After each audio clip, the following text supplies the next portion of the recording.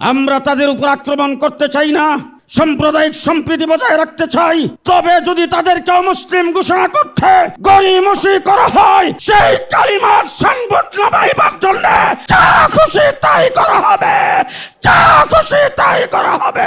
আল্লামা আহমদ শফী নিজের শেষ বয়সে সাহাবে ফরাশ হয়ে কাদিয়ানীদের মুসলিম ঘোষণার দাবি করেছিলেন।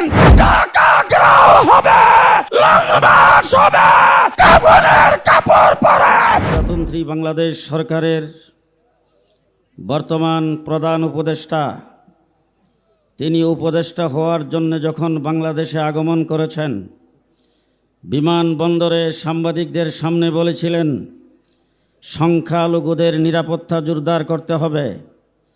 তার মধ্যে তিনি নাম বলেছেন হিন্দু, বৌদ্ধ, খ্রিস্টান, আহমদিয়া।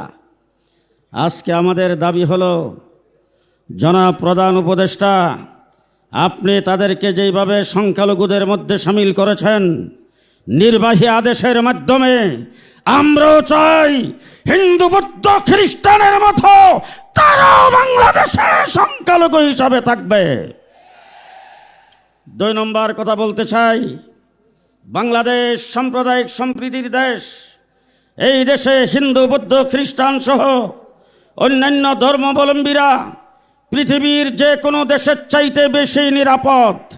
আমরাও কাদিয়ানী সম্প্রদায়কে নিরাপত্তার জন্যে অমুসলিম ঘোষণার দাবি করছি।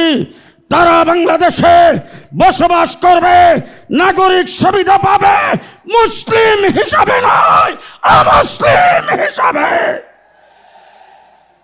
যদি তাদেরকে সেটা না করা হয়, আমাদের ট্রেডমার্ক লা ইলাহা ইল্লাল্লাহ মুহাম্মাদুর রাসূলুল্লাহ, বক্সিবাজারে তাদের কাদিয়ানীদের আস্তানার সামনে সেই কালিমা লেখা আছে না নাই?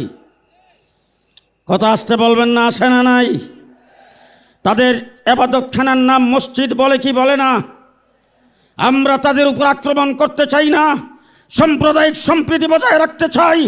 তবে যদি তাদেরকে মুসলিম ঘোষণা করতে গড়িমসি করা হয়, সেই কালিমার সাইনবোর্ড লাগাইবার জন্য যা খুশি তাই করা হবে, যা খুশি তাই করা হবে।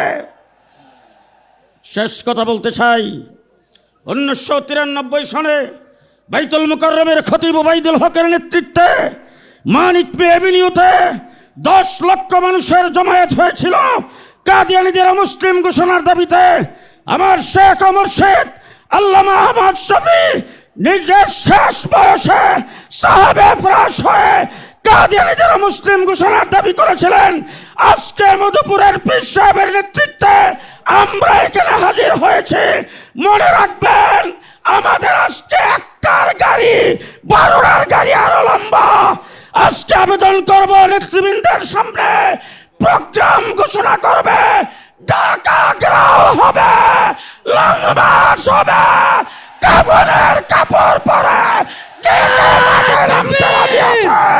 নাসরুম মিনাল্লাহ, ফাতহুন করিম, ওয়াবাশশিরিল মুমিনিন।